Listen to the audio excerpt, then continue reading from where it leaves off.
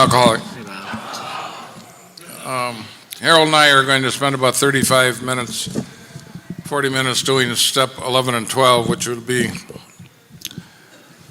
an abbreviation. I read 86 through 88 every day. Now that I'm an old guy and I'm retired, even though I'm still active somewhat in business, I don't have any day-to-day responsibilities. I read 15 meditation books daily. And I do that because I have found that it kind of surrounds my mind. If I just, even if I approach it like I've got to get it out of the way, there's something in that, and I want you to know that's excessive, that's not a recommendation. and they come from a number of different disciplines.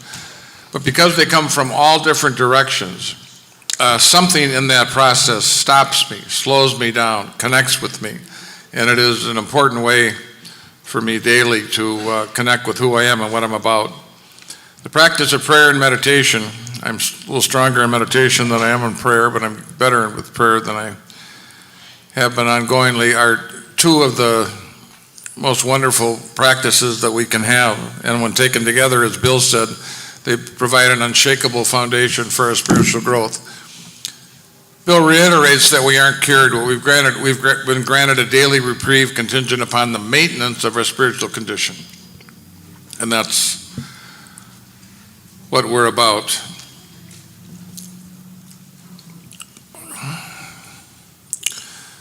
The process of finding God is a process of removal, not addition.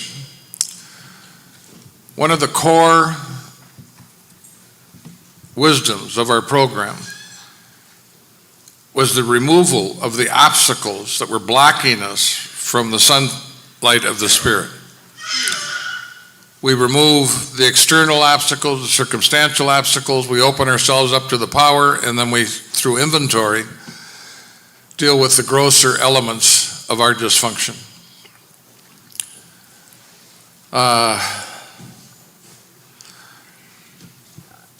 The biggest battle I have, and that some of us have, is this internal dialogue. For whatever reason, that I have a more negative way of viewing myself and comparing myself to other people.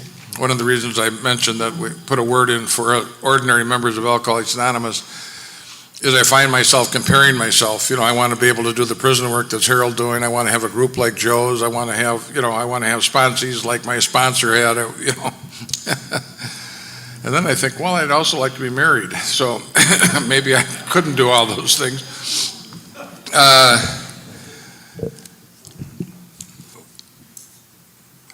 When we go through the process of removal and find the God of our understanding,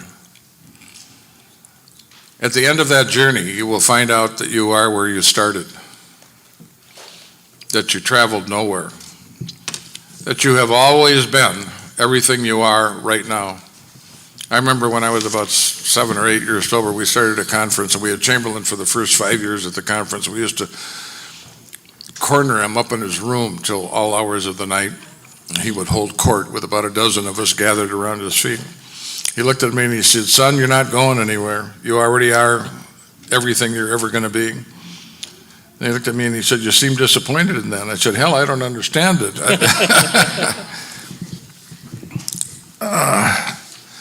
But we come in this program and we do all this work, and have we become anything that we weren't before? We're what we have always been. Only it was occluded, it was blocked. And in the spiritual journey, that's the process of removal. It's removing what's in the way. It's opening ourselves up. You know what the most abundant element in the universe is? Hydrogen. You know what percent of everything in the universe hydrogen is? 75%. You know what the next most abundant element is? Helium. You know what percent helium is? Almost 25%.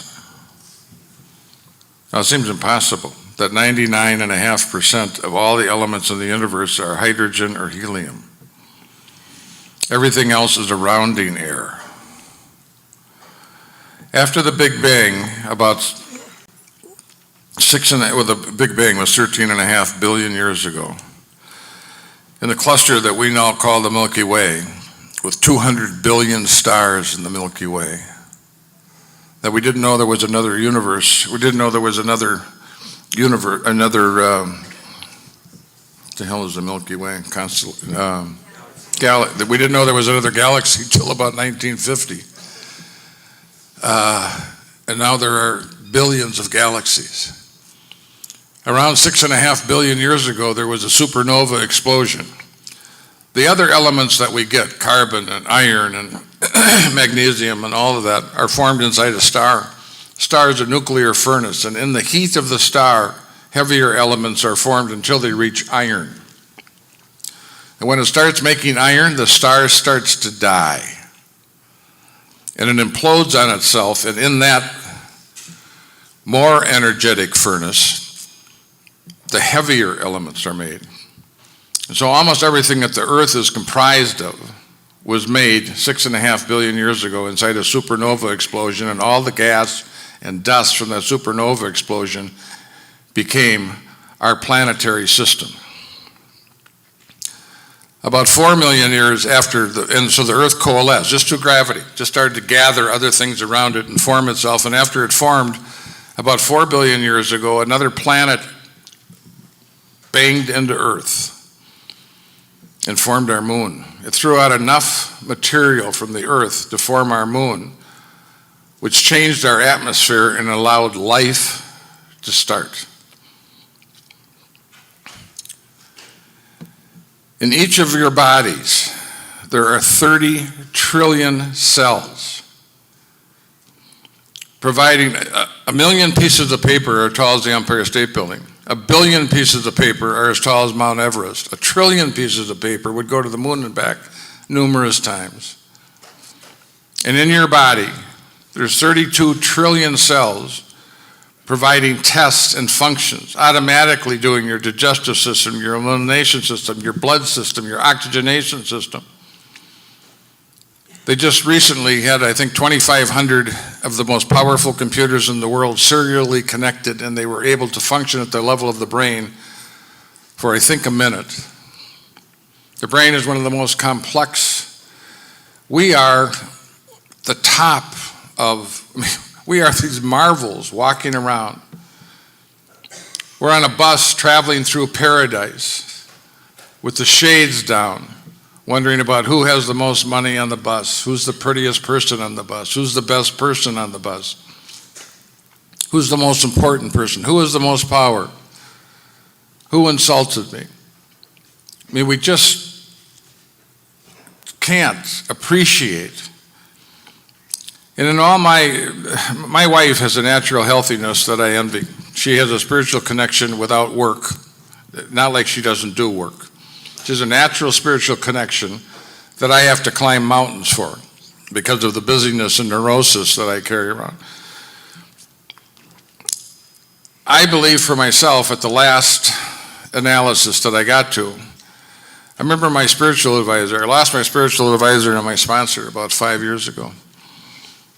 He said to me one day something that someone said to me about 30 years before that, and I almost slapped him. He said, "You're God. Everything you are is God. You're not everything God is." He said, "If I took a cell out of your hand, everything in that cell would be Bob Bazan's. Now that cell isn't everything Bob Bazan's is, but everything in that cell would be Bob Bazan's." I believe when you hear a lot of mystics talk about the true self and false self, the real self, the unreal, that the process of finding God is the process of coming home. That God is who we are, and the prime mover of all life and all that there is. And when we reach that spot, there's a unity, the distinctions about, do you believe in God? No, I know God. I don't believing in God is the booby prize. The thing that is so strong about Alcoholics Anonymous, we don't care what you believe. We don't care what you know. We want to know about your experience with God. And when we share that, you can go around a room with 50 people in the room and talk about a spiritual awakening. And everybody in that room, man and woman, young and old, rich and poor, has something to say about the spiritual experience that's happened in their lives. If you have done the work, if you have done 4 through 9, you've had a spiritual awakening. And once we're awake, it just starts a journey that we had never thought we'd been on, and it is beyond our wildest dreams. That practice needs structure. I read a lot of books. Meditation is probably one of the most important things I think that we could do in our practice that would assist our spiritual trip. I use a silent meditation, a seated meditation, very simple. I just follow my breath at the end of my nose for 20 minutes. When you start out, maybe you want to do 5. We have a couple of AA meetings that we have a meditation meeting before the AA meeting. We meet for a half hour before the meeting. We have 11-step meeting at 6:30 in the morning, and we meditate for 10 minutes and then talk about the 11th step. When most of us start to meditate, we realize how poorly that we do it. And those of us that have been meditating, we still do it poorly. It is the busyness of our mind. A lot of us think that in order to do meditation well, you have to stop your thought process. And you will have periods where you will not have that thought process, and those are wonderful, holy moments. But for most of us, you sink down to the bottom of the river and you grab the weeds and you let the boats go by. You don't interact with them. You detach from your thinking because you can't stop your thinking. One of the great insights in that is, if you can't stop your thinking, you are not the thinker. You are the consciousness which within the thinking happens. And once you start to have some detachment from your thought process, you have a space and a freedom that many of us have never had in our lives. Thought, reaction, thought, reaction, thought, reaction. When you start the process of meditation, you can actually watch a thought go by. You don't have to get on every train that goes through the station. You can watch the train leave the station. And there's a peace in that. There's a space in that in which I get to be a human being. I used to be a monkey on a string. I would get an impulse, I would get a thought, and I would have to act on it or speak it or do it. And today, I get to choose. I get a thought, and often the first instinctive thought is just a random turd going through the pipe. It has nothing to do with my life. I go, wow, I haven't had that one for a while. But we used to grab those thoughts, paste them on your eyeball, and it became my momentary reality. And depending upon what story I added to that thought, it could be my reality for a couple of days. And today, I let it go through. There is a peace in that is unexplainable for most of us that are as rambunctious, spring-loaded, head first, 60 miles an hour, no helmet, people going through life. We are so neurotic. 90% of the problems we have are self-created illusions that we congratulate ourselves for resolving. If we would just not attend to them, they would decay of their own weight. So much like early in our sobriety, we would walk into a meeting and bring our damp log to the bonfire of Alcoholics Anonymous, and for an hour and 15 minutes, we joined a collective consciousness. In every room of Alcoholics Anonymous, in every meeting of Alcoholics Anonymous, there's a collective consciousness in the meeting. And when you join that, there's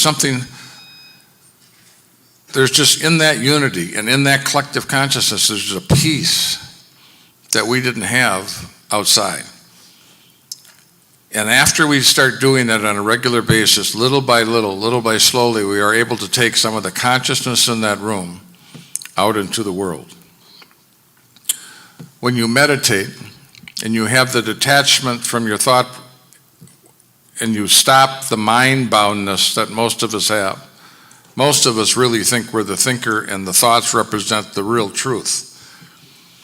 But once you start to have the experience of meditation, you have a detachment from that, we will have a freedom that we have seldom experienced in our lives, and it is a strength. Prayer is powerful. I've had a number of problems in my life that I would go to pray about, and I couldn't pray about it because I wasn't ready to change. There's something about if I'm going to go to God and open this up in prayer, something I have to have a foundation of readiness, even to pray about it. Such, I believe, is the power of prayer in our program. 86 through 88 are one of the most wonderful sections of the book to me. And basically what they ask us to do is just connect with God, pause when agitated, stop when you don't know what to do, say a prayer, ask for help. They're just reinforcing the connection that we have with our higher power, which ends up being, my relationship. I remember when they asked in that book, New Pair of Glasses, when they asked Chamberlain, how do you pray? And Chamberlain said, constantly. And when you first hear that, you think, well, was he a holy man? No. But the internal dialogue that most of us have in Alcoholics Anonymous today, whether we say it's the next right thing or, check something out with your sponsor or do a 10-step on it, or we have this present consciousness of our program, of God, the steps, the principles, of our shortcomings. There's a power in that, and that for many of us is the dominant internal dialogue we have as we go throughout the day. You snap at your spouse and you think, and almost immediately a second thought comes. It becomes part of the steps don't become so much something that you do. They're just part of your being, part of the fabric of the experience that we have in life. That's an extraordinary change for us. And I think sometimes we don't congratulate ourselves enough. We are seriously on a spiritual walk. And seriously, our lives have altered irreparably to the positive. And that we have a potential today in our lives to do things and we've gone from a taker to a giver. We're in a situation where we're no longer in the survival mode and we actually are able to improve the lives of other people. It is the wisdom of the program that would give us a way to surrender and open up to God, to turn our will and our lives over to God, to take responsibility for our lives, to share the shame with another person, to experience the forgiveness and to forgive, to be ready to have our defects of character removed and not be the sole remover of our defects of character, and to make amends, which is a profound spiritual experience and a restorer of our integrity and strength in our lives, to continue that process of inventory and not build a residue of unfinished business in our lives, and then to continue our conscious contact with the God of our understanding, praying only for his knowledge of his will for us. And if we don't take care of the old ideas, we will not want to turn our will and our lives over to the care of God, who is a punisher, a judger, an evaluator. God can do nothing other than love. It's all it is. It's all he is. It's all we are. Can't judge. Good, bad, rich, poor, does not matter. It is all the same. We are all connected. We're eyes on a balloon sharing one mind, his mind. And when we connect to the source, to the true self, there's a strength and a power and a knowing that if we avail ourselves to it, is available in no other place. And I'm so grateful that our program has an experiential practice of the experience of God. Yes. Thanks, Bob.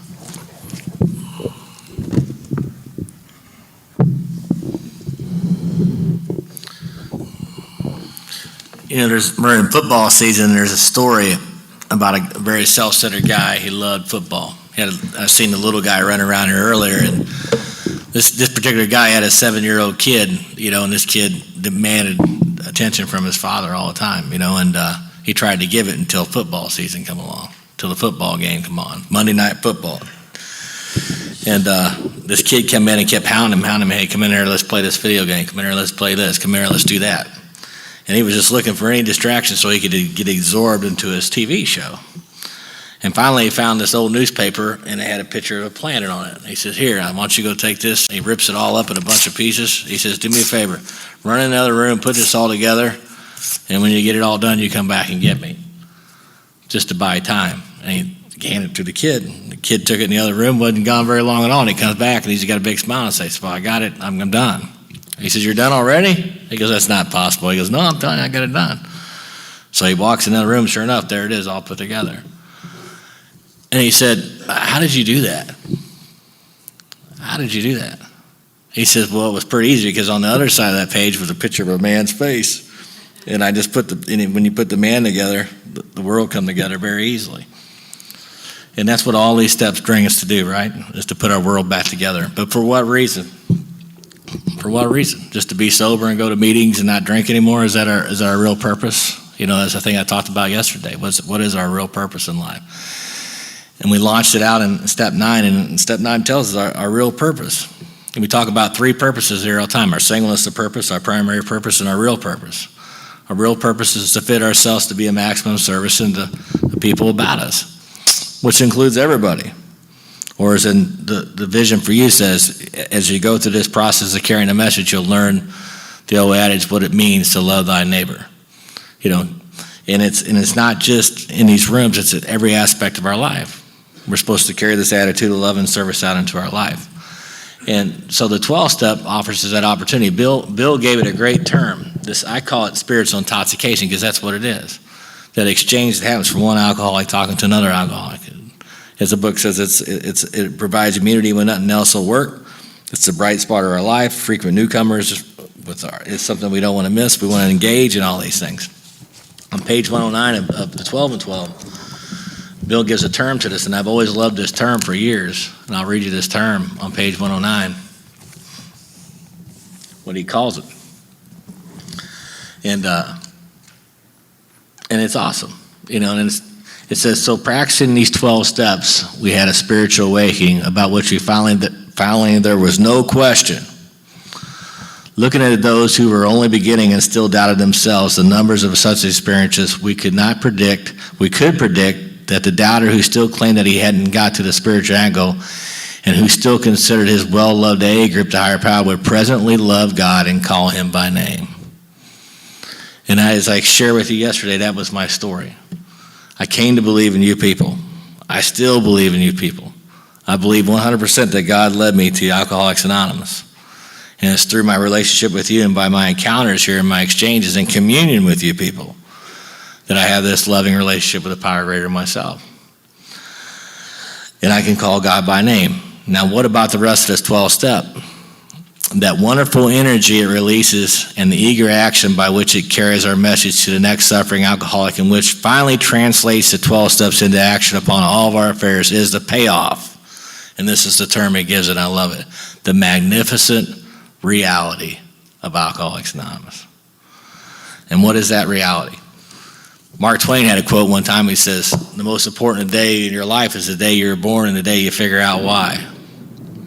And my buddy Ken D would say, when you came to Alcoholics Anonymous, you had both those dates, the day you joined.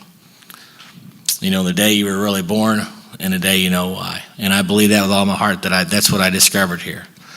And I had good sponsorship that led me along that way. It was little actions of getting out of myself that started fast and furious. And some of it was some of the cheesy stuff I seen going around here this weekend. The little things of getting out of myself, the greeter being one of them, which I think is the most awesome job in Alcoholics Anonymous, to be the greeter. To stand at the door and say, welcome to Alcoholics Anonymous. It's a blast. It's a blast to do wherever you go. I use that wherever I go. Not just in AA, that's just something I do. And then my wife always kids, how come you know everybody? Always somewhere we go, you know somebody. You know? And it's because of that, I was taught that from the very beginning. But this whole thing, there's a real purpose for my life. It's a tremendous spiritual transformation from where we were at to where we're at today. And when you finally wake up to that, when you understand that there is true value in my life and that God has a bigger plan for my life, and it may not just be here, maybe in other aspects of your life where God wants to use your gifts, your talents, and your treasures in your life. And my job is to get out of the way and let that happen, to be a conduit for that. And it's amazing where it will take you. Sponsorship was great for me when in this. My sponsor told me early in the game when I finally got engaged in the 12 steps, he says, Harold, I want you to do two things all the time. I want you to always have a new guy you're working with. If you don't have a new guy that you're engaged into the 12 steps with, right that moment, I want you to stop what you're doing. I want you to get out your fishing rod and get out some bait and go fishing. All right? And there's plenty of holes, and those are places that most of us don't want to go. He goes, secondly, I want you going somewhere once a week where you don't want to end up. And you can pick and choose where that's at. It could be halfway south, Skid Row, Mission, wherever, but I want you going somewhere and I want you committed to doing that once a week. And if you do those two things and continue to practice these principles in all our affairs, you will have a storybook life when it's all said and done. There could have been a more true statement than what that guy told me. And for me, that started, going somewhere I didn't want to end up, started for me in 1990. And I started going to a Skid Row mission in St. Louis. It's still there. It's on Washington Street. It's called Salvation Army Harbor Light. There's a meeting there every Thursday night and every Saturday morning. And I was committed to those. There's a difference between making a decision and a commitment. When it's a commitment, I'm going to be there. And I was committed to going to those things. And it was the most challenging place still today I've ever done Alcoholics Anonymous, by far. It was the hardest place in the world to learn it, to be a part of it. But it was some of the most rewarding. It prepared me to go out and do this thing. In 1993, my sponsor called me, not a sponsor, but a fellow AA called me and says, hey, we'd love for you to come out to this prison and tell your story. And I just busted out laughing. And I said, me? And he goes, yeah. I said, man, that sounds great. It sounds like a great story, but they're not going to let me come into your prison, man. That's not going to happen. He goes, how do you know? I said, man, because I know. I just know. And again, this is the great mind of Harold Long talking. And he goes, well, you've been off paper long enough, man. He goes, I think we can get you in. And I said, well, okay, let me put it to you like this. Even if they would let me come in, I don't think I would want to do that. I mean, I made a solemn oath I'm never coming back to this place again. The last time I walked out. And they said, well, that sounds great. He goes, why don't you run that by your sponsor and call me back? And of course I did. He said, no, you need to go. And he went with me, actually. And I went, it's 1993. I went to a gumbo prison, low, medium security prison, and I shared my story. And it was awesome. I had a great experience, but didn't really look forward to doing any more than that. I was headed back to the Skid Row mission, and then a few weeks later they called and said, hey, we got this program in the middle of the state that the offenders are putting on. It's an all-day AA deal, and we really like you to come to it. So I went and drove to the middle of the state, and the offenders actually did this whole program. I was just a participant sitting and watching.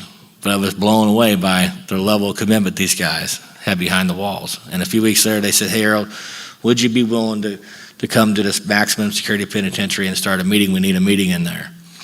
And I did that with my buddy Henry, and we made the commitment. And we've been doing that for well over 20 years now, And that's what I do every Tuesday night, sit in a maximum security penitentiary. And it's through all that process that this whole thing about what is the purpose for your life and God's got a plan for your life. And everything spun off of that. On page 100, and I'll just read this, I think it's the greatest promise in the big book. As far as I'm concerned, it is the greatest promise in the big book. For me, it's my favorite promise. But I love what it says because it summarizes everything I just said. Some of you know it well. But I'll read it so I don't butcher it. It says, both you and a new man must walk day by day in the path of spiritual progress. And if you persist, remarkable things will happen. When you look back, we realize that the things which came to us when we put ourselves in God's hands were better than anything we could have planned. Follow the dictates of a higher power, and you will presently live in a new and wonderful world. And I love this promise, no matter what your present circumstances. And so it's two words for me. It's sold out. It's just being sold out to the idea that my life has a value and that God wants to use it. And my job is just to be a maximum service, to get up and show up. And so that's what I do. And through that, I could sit here for a weekend. So could Bob. Let's share the stories, the life-changing stories that I've had. I'm going to share one because it ties right around to the 9th step to bring this thing to an end, and we'll get into questions. And I've had the experience of life. John's been to my prison group and shared at my prison groups. But what I can tell you is that I've had some unbelievable experiences out of that. And one of them happened in 1996. I told you we worked 12-step workshops. That's how we work the steps with these guys. And when the guys come into prison, into the meeting for the first time, they sit with their arms crossed, they listen with their eyes, and they think with their feelings. So for 6 months, they're not going to do anything, but they're going to sit and watch. They'll say, hey, my name's Bob, I'm alcoholic, or I'm Fred, I'm alcoholic. That's all they're going to say. They're just going to sit and watch because that's how they listen, with their eyes. But after about a 6-month period, they start to wake up a little bit. And this particular guy, Brent came in, he was charged with murder in 1987. He killed his father. That's where this thing called resentment can take us. And that resentment eventually turned to bitterness, and then bitterness turned to hate. When the hate gets into your life, homicide and suicide become very possible. And through his resentment and oppression by his father, it just worked out one day, it just happened. And he came home one day from college after graduating college, and he was out in the bar, and he was active alcoholic, drinking, and his dad had 5 gallons of paint out there, and he said, asked him if he'd come home and help paint the bar, and he got it all done with 4 gallons of paint. And his dad came home, the very first question, he goes, how come you didn't use all 5 gallons? He says, because I was able to get it done in 4. And all those years of reticence and bitterness fell through that day, and then at the end of that quarrel, he ended up murdering his father. And he got sentenced to 2 life sentences. And one for second-degree murder and one for armed criminal action. And here's Brent. He'd been in prison since 1987. Just happened to be the same year I came to Alcoholics Anonymous, 1987. And so our story started in 87. He's in the penitentiary, and I'm just trying to avoid going back. And our lives changed, and here we meet in 1996 in a maximum security penitentiary in our group, and he signs up for the 12-step workshop. And I watched this guy engage this process that we just spent the whole afternoon talking about, and last night. And I watched the same 12 steps engage this guy and transform this guy's life right before my eyes. By that time in 1996, he ran his wife off. His mother would never come and see him again, and his grandmother wouldn't even come and see him anymore. But in 1996, as soon as he started working these steps, things started to shake and bake in his life. And eventually his mom come back to see him, and his grandma started visiting him again, and his wife signed back up to come back and see him. They renewed their vows, and they started their journey, not knowing when he was ever going to come home. And through that process, things start to happen. Now, I call it spiritual mathematics. You call it whatever you want, but I call it spiritual mathematics, where 2 + 2 doesn't equal 4 in the realm of the spirit, where the unexplainable is just unexplainable. The impossible, all of a sudden becomes possible. I've seen it happen so many times. Or as my sponsor Tom would say, when God's got work for you to do, the walls come down and the opportunities happen. And it's the absolute truth. And I watched this guy get one setback after another setback after another setback after another setback. But eventually in 2006, he walked into my prison meeting with a smile that wrapped all the way around his head like this. And I said, what are you so happy about, man? He says, you're never going to believe what happened to me.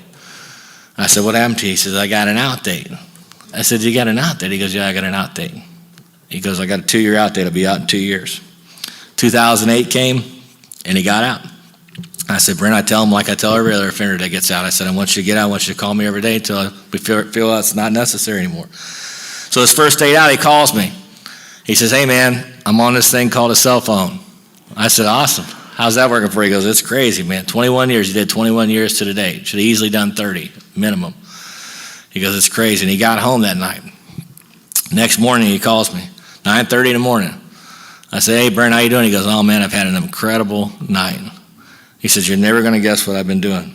I said, well, let's see. You've been separated from your wife for 21 years.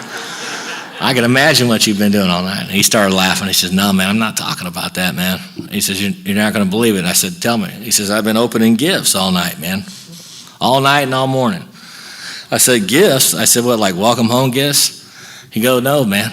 I've been opening Father's Day gifts, birthday gifts, and Christmas gifts since 1996. And my heart just melted. And you're never going to guess what I got for Christmas in 97. And I said, what did you get? He goes, I got a Miami Dolphins jacket. He was a huge Miami Dolphins fan. And in just how God works, the Dolphins were in town playing the Rams 4 weeks later. And I said, guess what, buddy? And I go, what's that? I said, somebody knew your deal, and I got right here in an envelope 4 tickets for you to go see the Miami Dolphins play the Rams. He'd never been in an NFL game in his life. He goes, well, man, who am I going to take? I said, buddy, you take whoever you want to take. He says, well, I'll take you, of course. And he goes, we'll take Big Book Bob, who did life in 45, and we'll take Gary, who did life in 20. All these guys got sober in that workshop at the same time in 1996. All of them were out. So we all go eat pancakes and we go to the game, having the time of our life.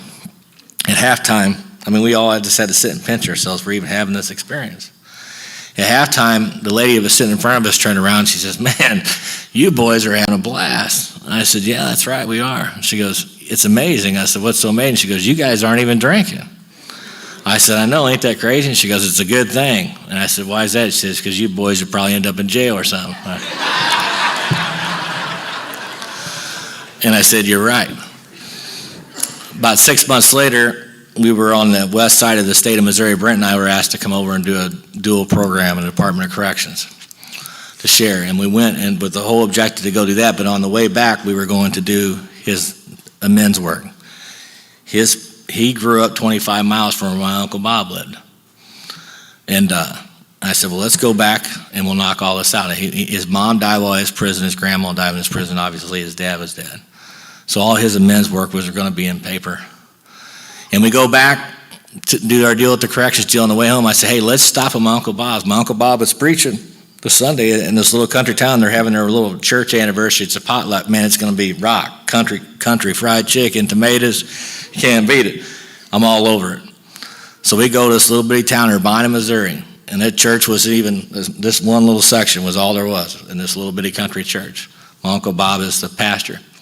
And it was Easter time. It was right at Lent. And we're sitting there, and he's going through this part of the service at this particular time, in this particular part of his message. And he says, we're right here celebrating Lent. And he says, and he starts telling the story about Jesus and Jesus' message to his disciples. He says, "You know what? I didn't come here to be served. I came here to serve." We're all about love and we're all about service, right? That's the message he was trying to proclaim. He says, "So I'm going to demonstrate to you what I want you to do." And he got on his knees and he took out a pail of water and he washed his disciples' feet. And at that time, my Uncle Bob come out in the front of the thing and he sat down, and he took off his boots and he took off his shoes and he got out a pail of water. He says, "Is there anybody here that feels like they would want to come up and wash my feet?" And you know who that guy was. And I had to get up and I walked up, man. And I got down on my knees and I washed my Uncle Bob's feet. The story you already heard. And I turn around and look at Brent, and Brent's got tears pouring out of his eyes. And it was the full circle of what this thing's all about love and service, and about what this whole thing is. It's a circle of life. It was a life, like we've said it all weekend, we've spent most of our lives trying to live a life we were never created to live. And when we get in touch with all this stuff that we talked about all week, this transformation takes place. It's been in us all along. Bob's made that clear. He's very eloquently brought that out. Our book says God's been deep down inside us. It's been there the whole time. It isn't access to the higher power. It's accessing it and removing the things that block us off. And then we get to have this whole new shift in attitude. And our book says that's the only thing that can defeat us is this belligerent denial and a rotten attitude. It's the only thing that can happen. But if we do this thing right, this transformation takes place and we have a whole new attitude on life. I want to close with this quick reading, and then we'll get into questions. You want to say something? Well, go ahead, say it, and I'll close with this.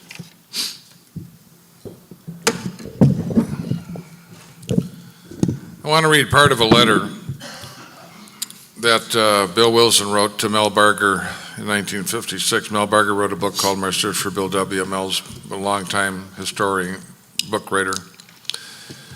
And he's a relatively new guy, sober about 5 years, and he writes Bill Wilson a letter, and he's asking him about his hot flash, and he's asking him about why the attitude in the 12 and 12 is so different than the big book. And I read this because I think it gives comfort about getting rid of the sense of perfection and the profound strength of the simplicity of Bill Wilson. In talking about my my flash of reality, I often fail to make the point that every AA who has the program gets the same thing. The only difference I can see is that most experiences are strung over a long period of time. In these sudden events, I think the ego gives way at depth and complete collapse, at least momentarily. This permits a huge inrush of grace that brings a vision. In most cases, the grace leaks in a little at a time. Therefore, I can't hold with most theologians that these sudden experiences are something very special or unique. If you were to take the sum of your own transformation since you've been in AA and condense the whole business in 6 minutes, you too would see the sun and the stars. later in the letter, he says, I do not think it imperative that neither my theological views nor those of Dr. Bob's ever had any appreciable influence on AA. That would only create another competing religion. Of course, we certainly have enough already.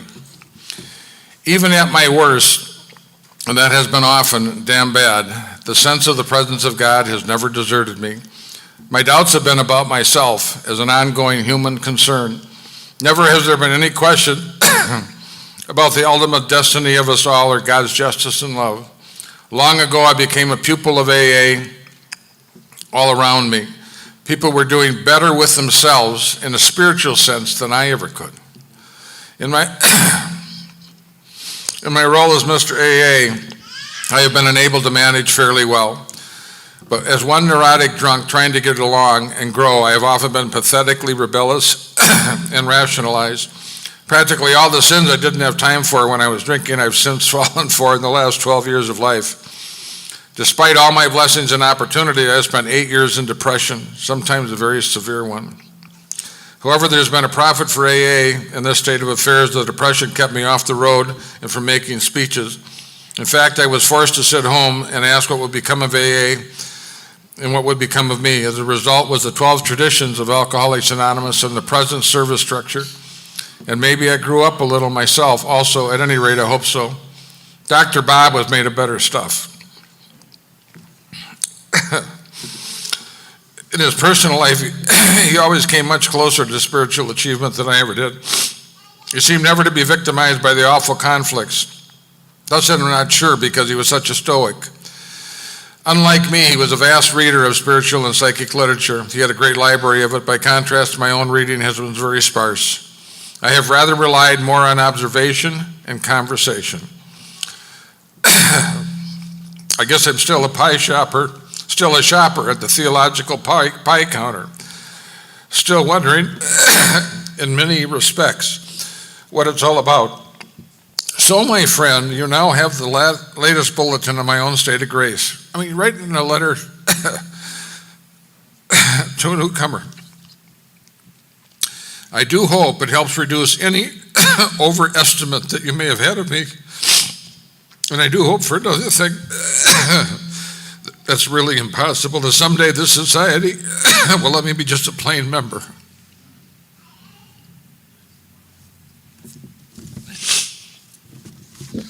I just want to read this and we'll close out and we'll get into this Q&A here for a few little bit.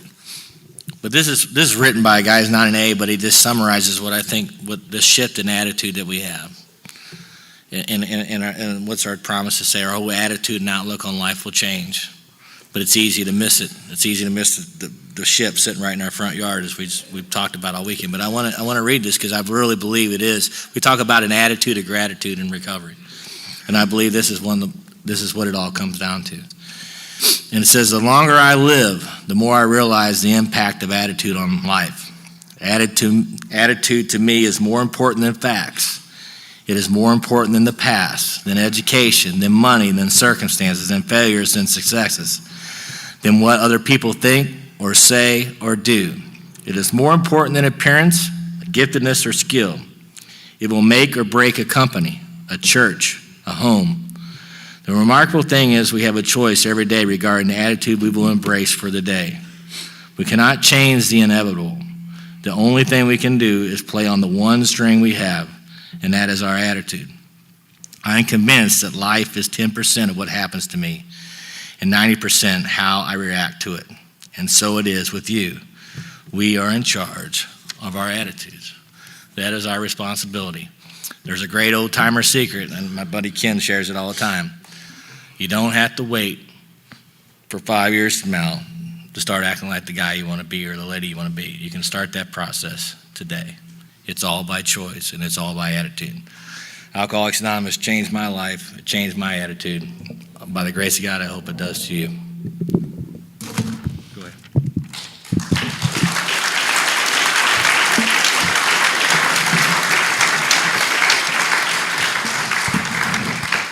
You spoke of having someone speak in your life that is not emotionally attached to your sponsor. What are the appropriate boundaries with a sponsor and sponsee relationship? Sounds psychological, huh? I meant to say when we were talking about the 12-step, I think having a sponsor is one of the most important things we can have in the program. People talk about going to meetings, reading the book, doing the deal. If you have a sponsor, a real sponsor, you will do all those things because you're accountable. To have a relationship that there's some verticality in the relationship. What are the boundaries? They vary with the relationship. They vary with the capacity of the people who can interact in a relationship. Some of the closest relationships I've had in my life are with sponsees. We have very little boundaries. Some of the people are very sensitive and kind of closed, and the boundaries you would have in a relationship like that would be different. They aren't the same for anybody. If you're healthy and just use common sense in the relationship, you'll be fine. But having a sponsor, having accountability, having someone, and after a while, after a number of years, when you look at the relationship that Joe had with some of his guys, you become bonded, you become friends, you become part of each other. It is just, and you're traveling a journey together. Joe's journey is different than my journey, but we're on the same road. I mean, but we're different people doing similar things. And you get, and what you end up doing with each other is just supporting each other in the journey. And sometimes it'll get technical, and every once in a while, every 2 or 3 or 4 or 5 years, someone will throw a hand grenade in your life. And it'll be a divorce or a marriage or cancer or a child in jail or whatever. I mean, life happens. We are not exempt from life. And then it's really important to have someone who knows you at a real depth and level. Don't miss the experience of sponsoring and being sponsored. It is one of the vital structures of the recovery program of AA.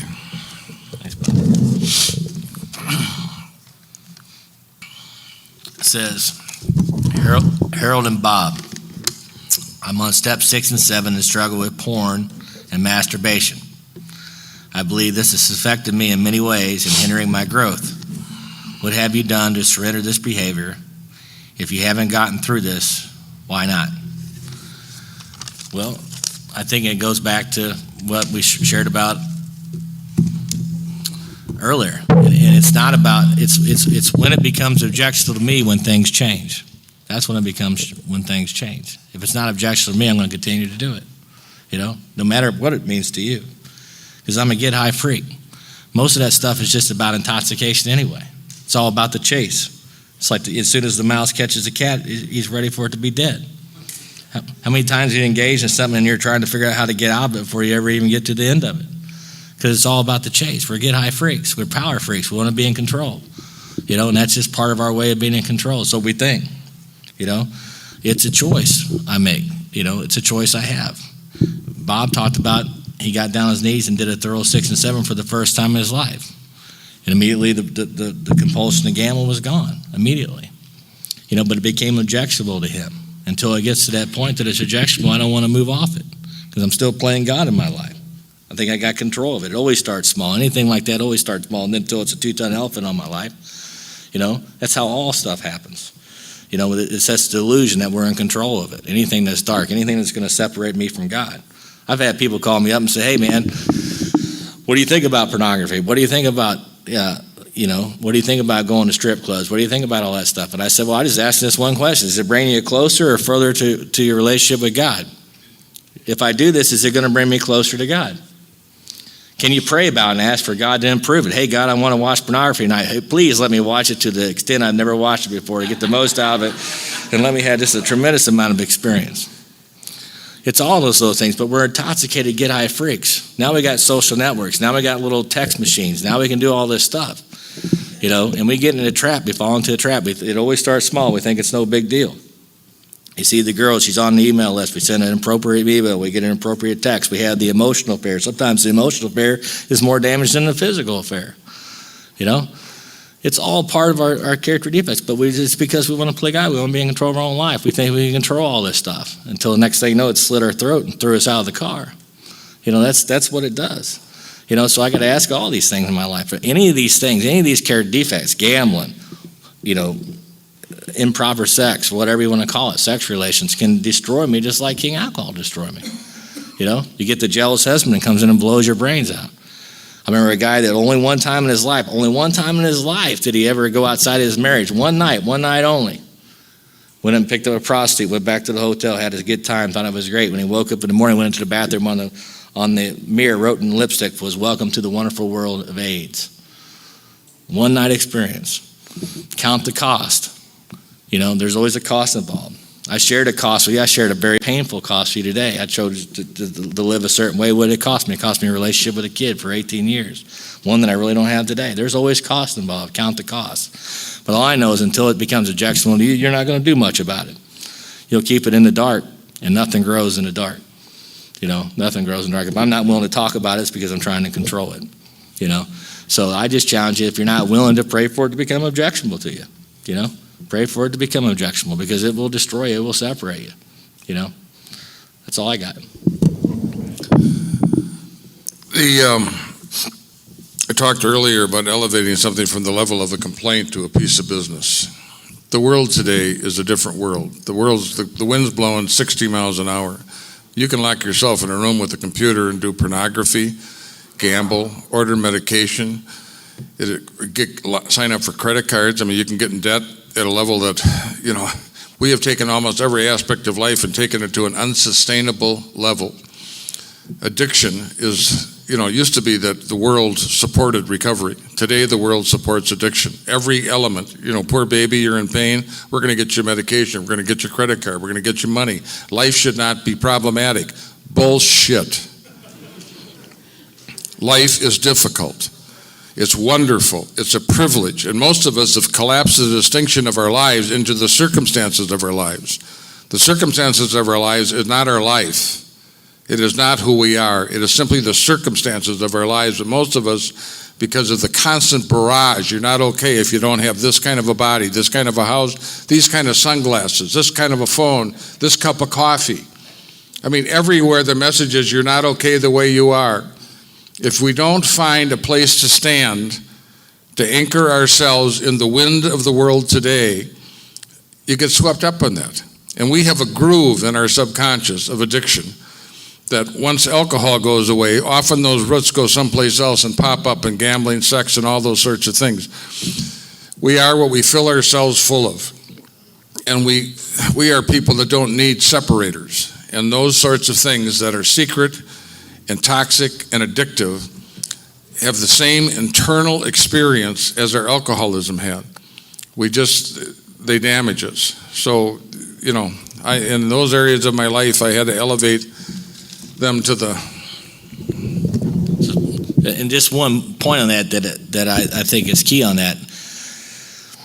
When you're engaging in pornography and you're sitting and watching a 20-year-old girl or doing whatever you're doing, and maybe you're 50 years old, 60 years old, your wife can't compete with that anymore, So you just put her in a disadvantage right out the gate, and then you wonder why you're not attracted. The grass is always the greenest where you water it the most, And then the question is, are you watering your own grass or somebody else's, But that's a temptation we all have. Define what is meant by exact nature as mentioned in this. Fifth step. I can't read the fifth step. Well, when you look at nature, you're looking at the characteristic of something. You're looking at its true character, its components. What is it? The exact natures of our wrongs. Like I said, most of us didn't see ourselves for what we really are. So sponsorships helps us to objectively look at our lives to see what's really going on there. And that's what we're trying to do. We want to share the exact nature of our wrongs, and usually we need somebody to help us do it. To see that it's a ripple effect. We don't really know the exact nature of our wrongs, how deep that they run. We really don't. But like Bob said, you want to bring in your family, your kids, your coworkers, and have them sit around and tell you, they'll tell you in a second. If I go to your house and your dog takes off this way and everybody scatters like marbles, I can tell you what's going on in your life. But the exact nature of wrongs is the true character. It's the true fiber of what's really going on with you. And I can't see myself always in that position. I need somebody outside help. So it goes back to what Bob said, or what we was talking about, the sponsorship. I always need somebody who's not emotionally involved in my life. And that's the importance of sponsorship. When I asked, when Tom became my sponsor, he said one thing. He says, here's what we're going to do. I want to tier accountability, and here's the rules of engagement. And if I don't feel like I'm getting the real answer, the real story from you, you're giving me permission to go around you, to show up at your front door, to show up at your office, to call your neighbor, to call your kid. Are we under that agreement? That was the rule of engagement. It's pure accountability, and that's what we need, because I always want to look a little cleaner than I am. It's that fabrication, elaboration. No matter how good it's going, I always want it to look better than what it is, or I want to make it sound worse than what it really is. To tell the truth is the hardest thing for the alcoholic. I struggled with it so bad in my early days of sponsorship. My sponsor had a sign written, and he had it hang on his wall. He put it up there, and it said, "I don't know," because that was my answer to everything. Well, Harold, what row do you think you play in that? And he'd smile and point to the sign. I don't know. And eventually he got so common, his wife thought it was really humorous. She had another sign that says, "Do you want to try the truth?" And it hung on this side. So I had this kind of confrontation going on in this guy's house. But it was a process, so to see the exact nature of my wrong, I still need somebody to show me the exact nature of my wrong, because I'll minimize it, or I'll blow it completely out of proportion. I need somebody that's not emotionally involved in that. We just have 3 questions left. What is your thoughts on placing yourself on your amends list?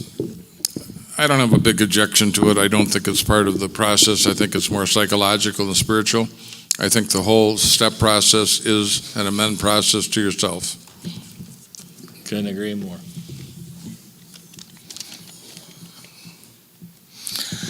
Do you guys have liquor in your home? It's a fair question, but the answer is no. I don't have any liquor in my house. We do. My wife drinks. Yeah. I don't. Friends. Yeah, and I'm not objectionable to it. Susie's boy will come over once in a while. He'll bring a couple beers with him on the deal. I've been healed from that. It's not a deal for me today. But I think you get to a place spiritually where, to some people that's objectionable. They don't want no part of it. Other people, it's no big deal. I don't think there's a right or wrong answer. If you still have a problem with drinking, our book's real clear. You still have an alcoholic mind, and deal with it. You talked about making your demonstration. I know that's not a material demonstration, but could you elaborate on what that looks like? It's a term that Emmett Fox used a lot. It's a term that's used in the spiritual. I find today a lot of us have a tendency to separate. When we talk about how we're doing, we talk about how we're doing in AA. And I have friends that are dying financially, are not taking care of themselves physically. Their marriages aren't okay. And you're working with a guy, and that's not part of the conversation. And it is, and the question that we need to ask ourselves is, what is our demonstration? How do we show up in the arenas of our lives? Not just in Alcoholics Anonymous. How do we show up with our parents, with our children, with our work, with our, in AA, with all the relationships that we have, with our finances, are you preparing for retirement? Are you taking care of life? That's the demonstration. That's what's flowing out of your current spiritual condition. And being able to really attend to being able to do honest inventories. And it's just shocking how much we can stuff and hide and not deal with things. We just become blind. They're locked up in the garage, and every 3 months it comes out and uses us for 2 or 3 days. We lock it back up in the garage. Someone asks you, "How are you?" You say, "Fine." It's just amazing that we do that. And so what I'm talking about, how is your spiritual development expressing itself and demonstrating itself in your life, all over your life? I think that pretty much covered it. I just want to thank you, Bob, for being a demonstration for me for many, many years. I want to thank Joe. I want to thank the committee for allowing me to come out and be a part of this weekend. Hopefully I'll walk out of here a little better than I walked in. That's the objective, I hope. Hopefully you do too. And I just thank you from the bottom of my heart for being a part. Oh, we got a last minute. Is that what it is? Nope. That's it for me. And I want to thank all of you. It has really been a great conversation. It's been a privilege to be with you. I thank everybody that, God bless. Have a safe weekend.